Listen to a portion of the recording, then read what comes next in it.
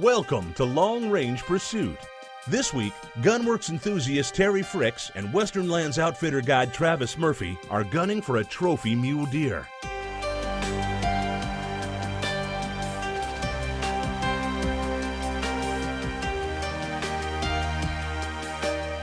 Western Lands operates in Wyoming, Utah, and Texas. Their Ensign Ranch, settled on a huge tract of land teeming with deer and elk in northern Utah, is where we'll hunt.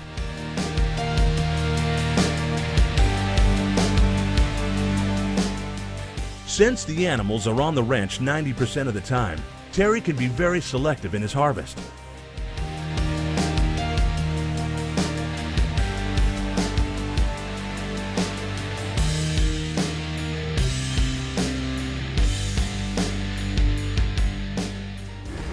Hey, I'm Terry Fricks, Fort Worth, Texas. I'm up here in Utah hunting mule deer again with Western Lands. Travis here, and we know where, or we think we know where there's some pretty good deer we want to look at. So we're going to get her started here in a minute. Yep, it's opening morning here in Utah. The antler growth has been awesome this year. We're excited to get a shot at the opener. The elk are bugling. It's going to be a great morning.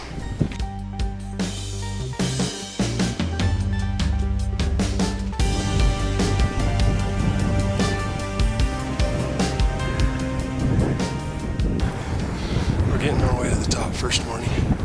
Seeing a big buck on the top.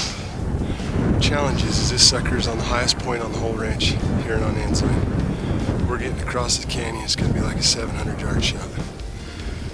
Good for us. Fricks has got a long range gun, knows how to use it. Yeah, I got my new 7 LRM. Looks like it's a shooter. We were shooting it yesterday warming it up out to 900, so shoots good.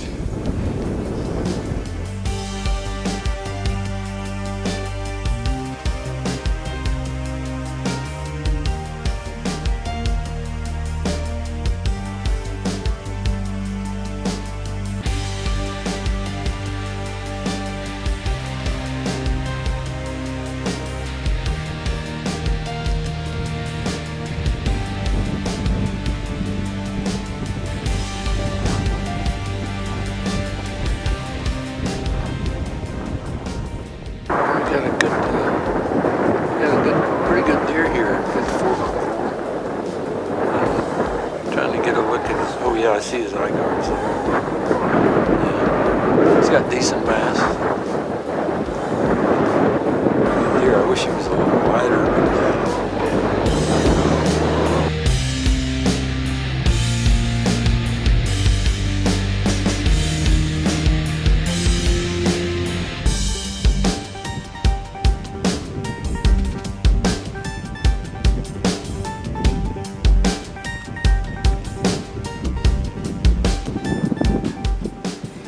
Yesterday we were scouting, Terry and I saw this buck. The wind's got all these deer bedded down. We're headed back to the Ranger. We walk up on this deer 50 yards. Man, big deer, 8-inch hook and 5-inch kicker. Kind of blew him out. He's a deer that we're not sure that we'd like to shoot this early in the season. Big deer. What do you think? Good deer, yeah. Yeah, even look bigger running away. Yeah. With a tag in your hand and the season open, things change, don't they?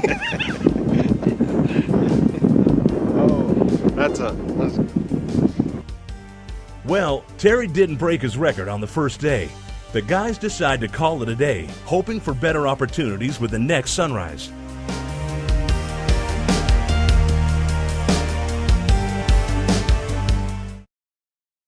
Hey, I'm Mike Davidson with Gunwerks. Now last time we took our factory rifle, we bedded this recoil lug area, and we installed a trigger. On this episode, what we're going to do is show you how we mount a scope here at Gunwerks. Now it's pretty easy to do. There's not a lot that's involved. There's just a couple things that you probably want to pay attention to when you're putting a scope on. Now, we're not going to need very many tools. We've got a screwdriver. Basically, when I mount a scope, I use this fat wrench from Wheeler Engineering. It's actually a torque wrench, so we can get the right torque specs on our screws. We're going to need a lapping bar, and I'll show you why in just a minute. And then some kind of level to level up your action. to get started, what you want to do is pick the right set of scope rings. Now we use a set of rings from Tally Manufacturing. It's a lightweight one-piece ring, and the reason why we use this is the base and the ring are all machined from the same part, so there's just less moving parts to deal with there. All right. If you'll look, we've got just about a 1/4 inch clearance under the scope bell here onto the barrel. That's about as low as we're going to get it with these type of rings, and that's low enough.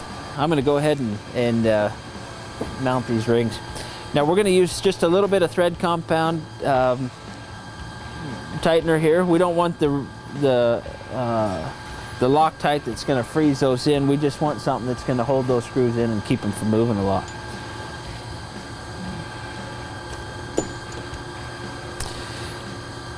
Now on these Remingtons, on these base screws, we're going to put about 25 inch-pounds of torque on these. And then it torques there right when it hits that 25 inch-pounds. And that's plenty.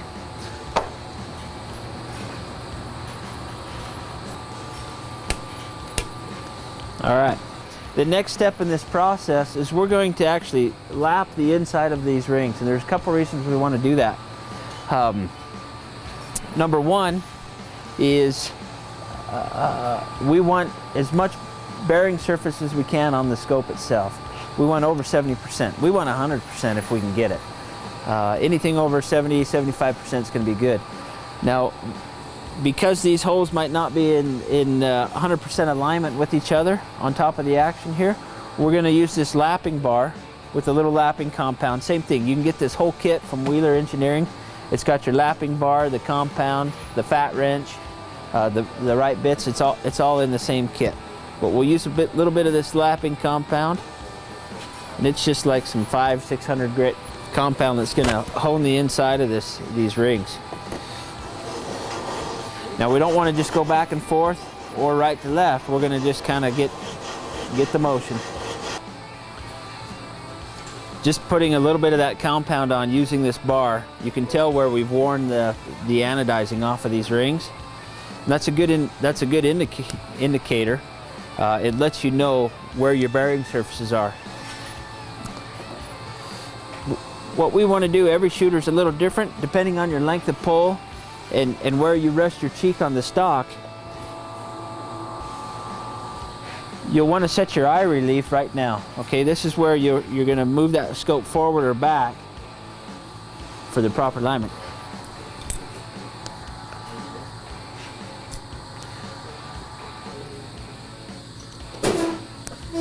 Okay, so I can still move that scope around fairly easy. Okay, here's probably one of the most important parts about mounting your scope is you want to make sure your scope is level, and I level it to my action. Okay, so there's a couple different ways that you can level your rifle or your action. It's really nice if you have one of these vices. If you don't, then they do make some cradles or something you can set your rifle in and try to get it level. Now Wheeler makes a couple levels that you can set in here on the raceways of your action. Another way you can do it is a little piece of bar stock like this. We'll set in here on the action itself, and some type of level that you can level right and left, forward and backwards to get your action square. So I'm leveled right and left now on my action. And that's what we're worried about. We don't want to have that scope canted one way or the other. So once that's level, I'll level off the top of the turret here to match. I'm leveling my scope to my rifle's action. So once that's level, then we can go ahead and tighten these screws up. So I'm just going to leave the level there, and I'm going to watch it while I tighten these screws. Seems like if you tighten one more than the other, it'll twist that just a little bit. Also, I just kind of want to watch the gaps on my scope rings here and try to match them on each side. And that's more for just looks. Now same thing, I go about 20 to 25 inch-pounds on these top caps. Not quite as much as the bottom, but real close. And in fact, if you didn't change, it'd probably be just fine.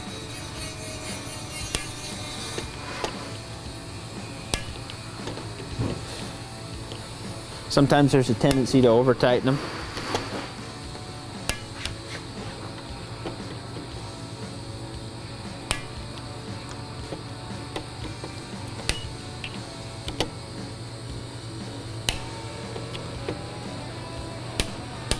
All right. Okay. Hey, I think this rifle's ready to go to the range.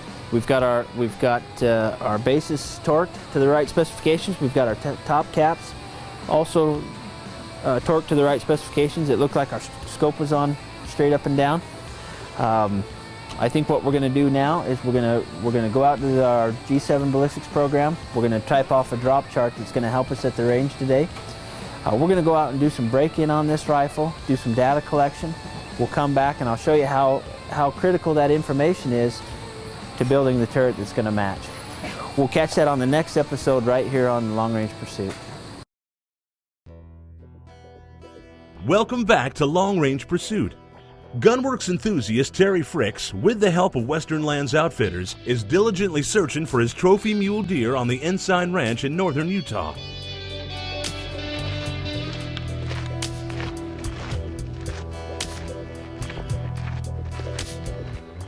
Here we are, second morning. Sun's not up yet. Everybody's feeling good. I think we're going to find that big deer today.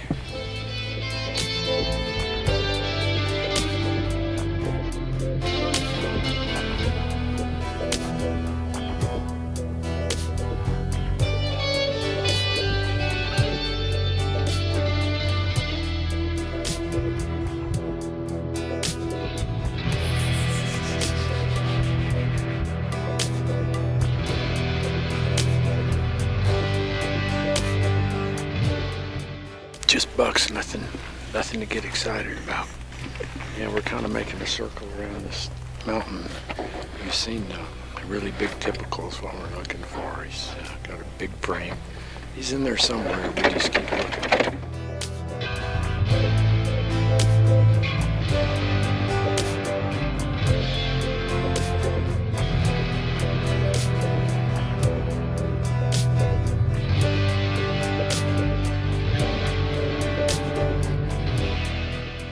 We've seen a big deer up here on this top. We're trying to get into him. The wind's blowing wrong. The wind's pushing him into the pines. I'm not sure whether they're probably going to have to back out. As much as I hate to. If he's in there, we'll blow him out of there.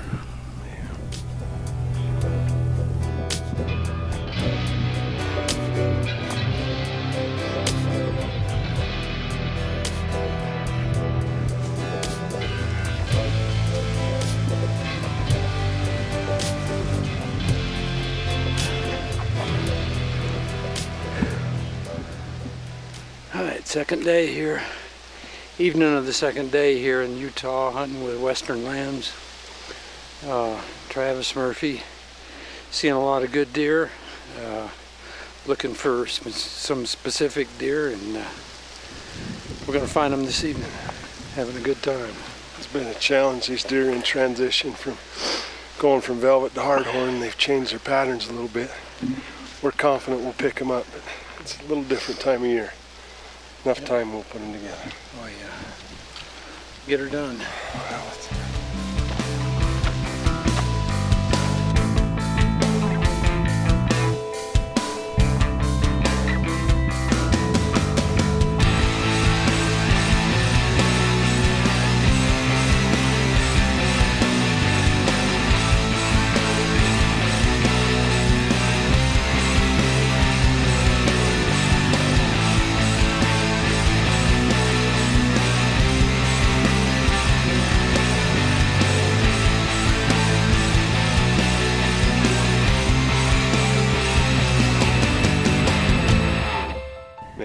Not enough light at that distance. I just don't feel good about it.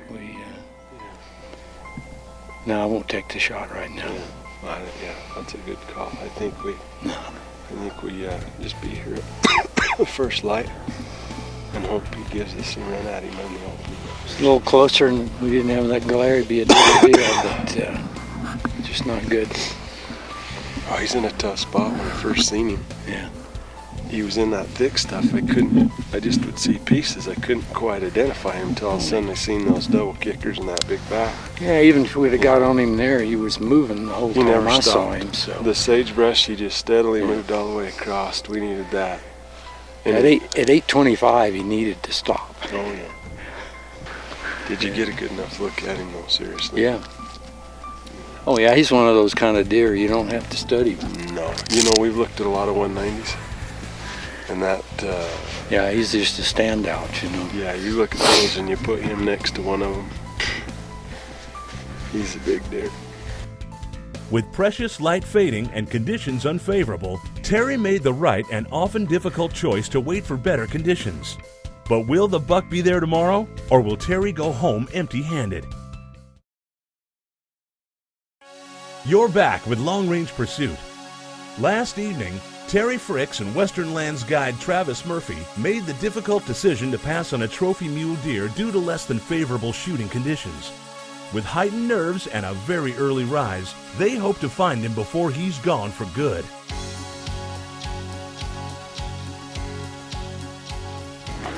Got the sun on our back this morning, a little softer wind. If we can get a shot at this deer, it'll be a lot better shot this morning. We found a spot where we have a little bit of an incline, so we get under the gun a little bit better on an angled shot. Let's just hope the deer shows. Got my lucky hat on too.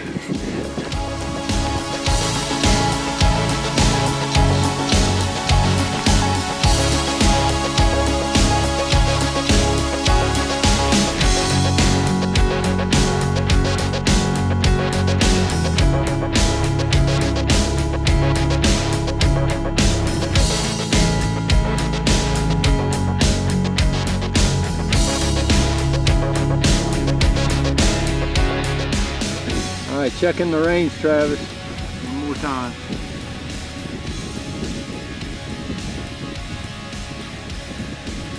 .840.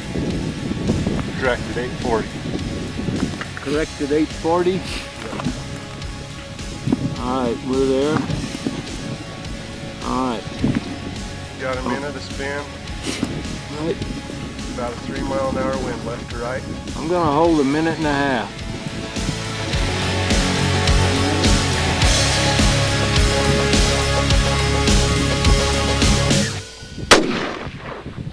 Nice shot, Fricks. Put another, he's down hard. Good shot, Fricks.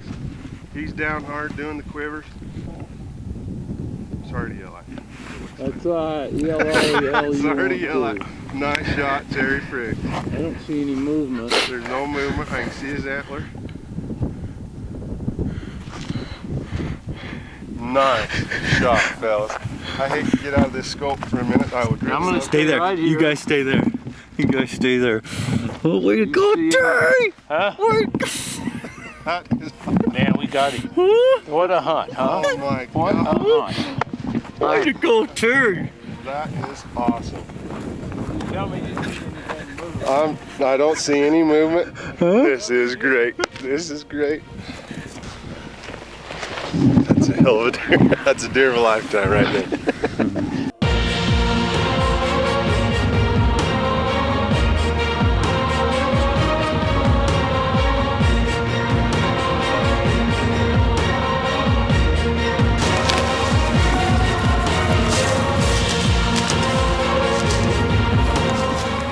Look at that buck.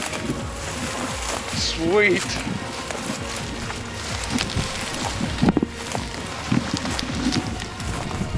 Oh, out of sight.